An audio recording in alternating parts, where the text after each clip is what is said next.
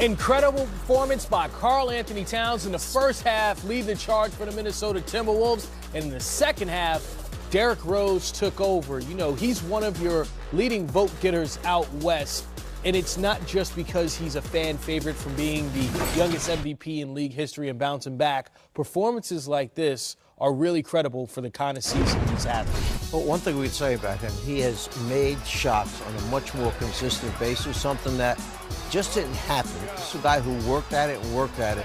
This is a tough shot, going to his right, a step back, a little bit off balance, and he drains it. Yeah, and this, you look at it, his left foot is, you know, the step that he took back was with his right, but his left foot plants. He finishes the shot, Coach, with his right foot in the air, leading that shot in. I mean, this is something that you look at where Derrick Rose has been and where he is now in his career. Just remarkable to see a guy come back from all of the adversity on and off the court he's had to deal with. Yeah, you have to really feel good for him. Okay? It's a guy who's gone through so much, okay, to get his body back to where it is right now, get his confidence back in his game, and it seems like he found the home here in Minnesota. And just 2 points in the first half, 1 for 6 from the field, hits the game winner, but scored 29 points in the second half. The resiliency, it's kind of a microcosm of his career, Sekou, if you look at it. It is. And, you know, I know he got emotional early this season when he got the MVP chance back in Chicago, when he hit a big shot earlier this season in Minnesota, and the fans, you know, showed him love.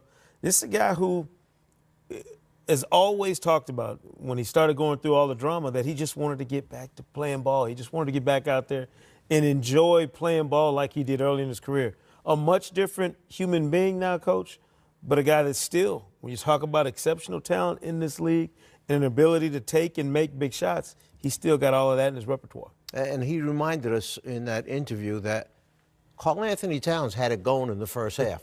So, yeah, I didn't have a good first half, but the other guy, the big fella, was really good in the first half. He took his turn in the second half. That was his first game-winning shot since January of 2015. And again, when you look at what he's been through in his career, we've talked about how happy you can be for him, but to see him to continue to do it all season now. It's one thing to see him give us this vintage Derrick Rose in spurts, but now it's almost the entire season. When you pack his performance, you know, this season on top of the 50-point game that he had on the MVP votes, you talk about a real redemption story that could be written beautifully as if Derrick Rose shows up in Charlotte. I'm not saying it's going to happen, and I'm not saying it should, because there's a lot of players who could make strong cases for that All-Star team, obviously. But what a story would be if he shows up in Charlotte All-Star Weekend, Coach, after all that's going on in his career. You'd have Rose on one, you'd have Wade on the other one. It'd be interesting, wouldn't it? Certainly, and we can't overlook the contributions of Taj Gibson in this game. I mean, he was 7-8 from the field, 17 points, but made some incredible plays for Minnesota down the stretch. Huge defensive play on Devin Booker down the stretch where he stripped that ball away. Booker thought he got fouled. I thought it was a really good play by Taj, Gibson. And that's just we gave up on this Minnesota team after all the Jimmy Butler drama and everything went on, and Tibbs gets fired, and they've actually scrapped and really shown themselves to be a team that's got a lot more heart than maybe guys like Jimmy Butler were giving him credit for earlier this year. I'm curious, in the second half of the season, this Minnesota team, can they be a team that wins 8 out of 10, might lose a game, then come back and win another 5 out of 6? I don't know if they've got that in them, and that's what I'm waiting to see. Yeah, and it's tough out west. Look, 22-24, they're now 3 games out of that final spot in the playoffs out west. So like you said, they're going to have to make a run if they're going to do it. Winning games like this, Derrick Rose getting his first game winner since January of 2015, that's going to help them in the long run. All-Star game coming up. Let's take a look at fan voting so far. Oh, look out west. Derrick Rose, Luka Doncic leading the fan votes over recent MVPs, James Harden and Kevin Durant. In the East, Dwayne Wade might be the biggest surprise. He's currently second amongst guards. The 37-year-old, of course, is a fan favorite and is retiring at the end of the season. Recently, some current players told us who their all-time starting 5 would be.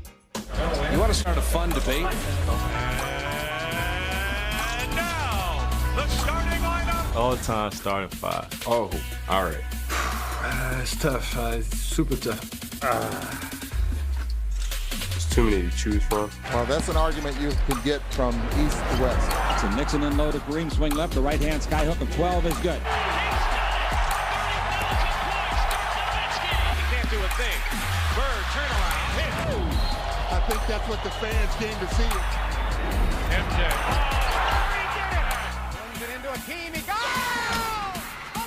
I don't think I can pick five to do it justice. And you gotta go by position. Magic at the 1. I'm going with Magic. Magic at the 1. Magic Johnson. Magic for sure. Magic Johnson. Did he make a miraculous shot? Yes. Has he ever done it before? You bet he has. My one is AI. Steve Nash would be my 1. Kyrie Irving at the 1. Jordan at the 2. Michael Jordan. Michael Jordan. MJ. Mike. Michael Jordan be a 2. Gotta go with MJ. Jordan to the circle, puts the shot in the air. Oh, the game's over.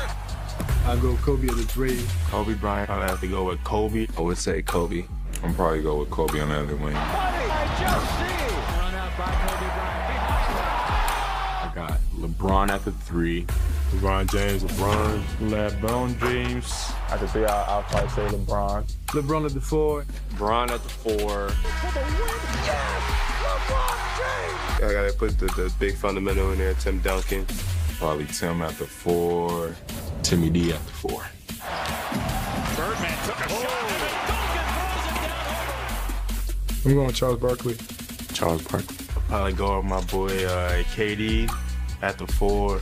Let's say Malone. Come on. Dirk at the 4. Dirt.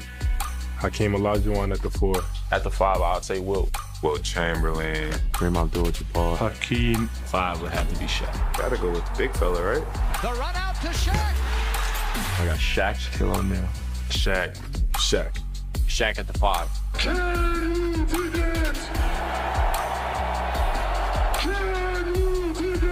And the debate will continue. That's a list I gotta really think about. I can say start at 6. The starting 6 sounds like a that. really interesting idea because all-time starting 5 is different than the top 5 discussion, right? Because you're factoring position and fit and just guys you want to pick. So Sekou will allow you to go first. Well, I agree with a lot of those guys. I don't think you can start a team in this league or in this game without Magic Johnson at point guard. To me, that's just a no-brainer. Michael Jordan, the GOAT, as my 2 guard. Or if we're going to play positionless, why don't you give me KD and LeBron at the forward spots and then give me the guy who I think cradle to the grave, coach, the greatest player in the history of the game, Kareem Abdul-Jabbar, holding down the middle. Well, I like a lot of the people on your team. I would hope so. I think they probably could have a decent game against our team. Okay, because Decent. So who you got to beat this team then? Well, let me explain something to you. Everybody's thinking about small ball and shooting threes. I'm going the other direction.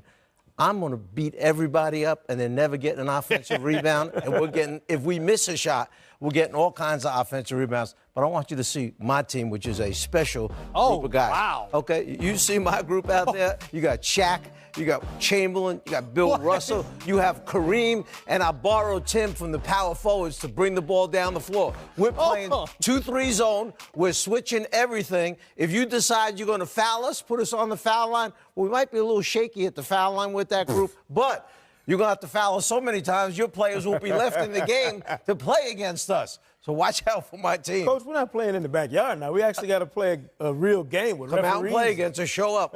My guys will be there. Show up.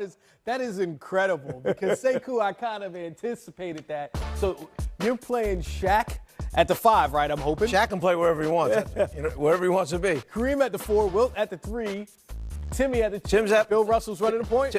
Timmy's my point guard. He can handle a little bit. Well, we'll just pass it up. We'll just throw lob passes up the floor. That's truly positionless basketball right there, Chris. That is positionless basketball at its finest right there. That is a phenomenal game. And I didn't tell you my first 2 subs, by the way, okay? Akeem Olajuwon, and then Moses Malone behind him. Those are the other 2 coming off, just to let you know. I mean, you can at least have a shooter like Dirk Nowitzki. I got Steph coming off my bench as my 6th man, so we're going to get some shooting on the floor. As soon as we run these big boys, tired, get them tongues out. Look, there's Jordan over one of your big lights fellas. out. Okay. You guys are in trouble. No debate. Jordan shoot another over another debate big fella. right there with me. We No may debate. get 4 shots every time we miss at the basket. Remember that. So yeah, no point guard love for me. I'm just going big. What, Magic's a tall point guard. I'm going big. I Coach got my is going guys. big. I'm We're happy going where I home, am. and when we get our hands on them, they're going to be going home. Simple as that. Sekou's thinking his team's going to win. That'll be a tough one. I think you'll have the wins in the post. You'll have the wins in the perimeter. There are 11 NBA games on Martin Luther King Jr. Day. Start your day with us here on NBA TV. Knicks and Thunder take the court at 12:30, and it's a triple header on TNT, concluding with the Warriors and the Lakers. How you start, but how you finish. And the Indiana Pacers are amongst the best in the league in closing games in the fourth quarter. Recently, Rosgold Onwude sat down with Victor Oladipo on how it's a full team effort to close out these games. Victor Oladipo is just a fantastic basketball player. He had a breakout year last year for the Pacers, and he looks great here in the season already. Oladipo to the rim. Shake him up, Vic. Here's Oladipo, 3 seconds. Race up. Oladipo to win. Another one! Another one! Victor Oladipo, this is your city. What have you found it takes to bear the responsibility of being the leader and the face of this franchise? A lot goes into it, you know what I mean? And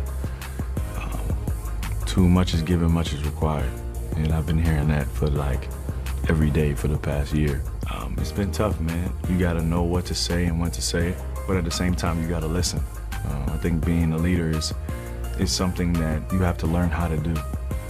There are natural born leaders, but there's some aspects of leadership that are things that you have to continuously learn from the people you surround yourself with, from your teammates. For me, I'm learning that every day. I'm learning my teammates. I'm learning what they like, what they dislike, and just about their everyday life. And also with leadership comes sacrifice. Sacrifice for yourself, sacrificing your time, and doing whatever it takes to help your team win. And that's what I'm locked in and focused on. You have a pretty balanced roster, a number of guys scoring in double digits. Does that balance kind of take the pressure off a little? In general, yeah. I mean, it's hard to guard us. You can double me, but I'm throwing it to Domas, and Domas is throwing it to whoever else is open. Or I'm throwing it to Miles, and Miles is throwing it to whoever else is open, or they're shooting their shot. So we got a lot of depth, and we got a lot of good players who can make things happen. But I never had a lot of pressure on me to begin with. So whether they double me or not, I don't feel any pressure. I just got to go out there and play. Has your team earned respect yet? What is the respect you feel your team deserves right now? I mean, being with them every day, I believe we earn a lot of respect. We deserve a lot of respect, but I don't think guys give it to us, which is fine, you know. At the end of the day, everybody isn't going to respect you, no matter who you are, no matter what you do. Just focus on each other and continuing to get better. We know that we can play at a high level in this league. We know we can win at a high level in this league, and we just got to continue to keep proving it every day. So Victor Oladipo and the Pacers, what you find most interesting about them is last year when he missed some time, they were 0-7 without him. This year when he missed some time, they were 7-4. They've really taken a leap as a unit to being able to play with him and without him. Why is that? Well, I think last year they learned from their opportunity and saying this year when it happens, we're going to take advantage of it. And also, Booz, you know this, I think Nate McMillan's done a good job building within. You know, Miles Turner's gotten better, Thaddeus getting better, Sabonis, each guy's gotten better from last year. So now he's saying, guys, when Oladipo's down on the floor, I need all you guys to continue to play aggressive. Corey Joseph comes off the bench, Darren Collison's had his stretches. So now as a team, I look at them, I say, all right, Oladipo goes down, no problem, Boo. Different guys step up and play better basketball. Yeah, they're more complete this year. They're a deeper team than they were last year. I love what Sabonis does for that team off the bench. Miles Turner is always a threat. Obviously, Thaddeus Young has been a very good pro for his career. So he has a lot of great players, good players around him that can hold the fort down if he happens to fall down. You mentioned those three guys, Thaddeus Young, Domantas Sabonis, and also Miles Turner. And, I mean, if you're talking about a front court, I know the three's a different position, but Bojan Bogdanovic. Oh, he's playing great. They have one of the better front court groups that kind of gets overlooked because they don't necessarily have a superstar in any of those positions. But when you look at them as a unit and their versatility, I mean, they have to be amongst one of the best in the league, right? Yeah, that's a good point. I think they do get overlooked. Look at this team. They're third in the Eastern Conference. They're one of the top defensive teams, especially at home, holding teams to 42% shooting on their home court. They do a good job of keeping teams under 100 points on their home court as well. But those three guys have been playing terrific. And also, let's not overlook Collison. He's doing a great job at the point guard spot. Yeah. No, to your question, Chris, when you look at each guy, their story matches where they are. Very similar where we looked at, I think, was Brooklyn, a lot of this guy, you looked at certain players and they kind of bounced around a little bit. That's very similar to Indiana, where Oladipo and Sabonis were called, they kind of connected going from team to team. You're talking about Donovan, she's kind of bounced around, was in Washington. That's a good point. So now all these guys have said, come together and say, you know what? Oladipo's earned to be the superstar and the all-star. Now let's step our games up to kind of help him out. And to Boozer's point, I'm not shocked, but kind of happily surprised they've been at that 3 spot all season long. Not start there, fall off, come back. They've kind of been the mainstay. And sometimes healthy competition within a team is good, right? When you think about bringing in a guy like Domantas Sabonis and Miles Turner, it's like, hey, we need more inspired play out of you. And it seems like with Sabonis there, we're getting a better version of Miles Turner. Yeah, because he's a different skill set. You know, he can shoot the 3 a little bit. Actually, they're kind of similar when you think about it. But the good thing about it in practice, they can battle against each other, compete. So when you go out to the game should get you, the practice should get you prepared for the games. And when you're going against a guy like Sabonis going against a guy like Turner, every day in practice, they're ready when they go against the Philadelphias and they go against the Boston. So that's a good point. And to that point, Chris, you can tell what's working because they play well together. That competitive spirit in practice doesn't make them not want to like each other, so to speak. It's bringing the best out of one another. Then when the game starts, they know how good they can be. And for a guy like Victor Oladipo, who waited for his time to really have an all-NBA performance, right?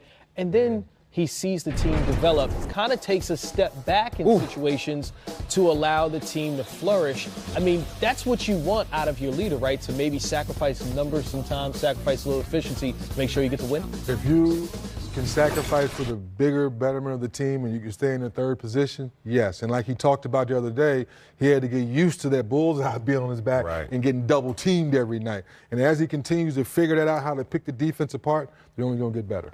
Indiana Pacers quietly remaining in the mix on top of the Eastern Conference standings, right there with the Raptors and, Indiana Pacers. Who? Indiana? Staying there. Huh? Staying there? Milwaukee Bucks, right Toronto? there. All 3 of those teams. Milwaukee? Right there in the mix. Okay. Shake them up, shake them up, shake them.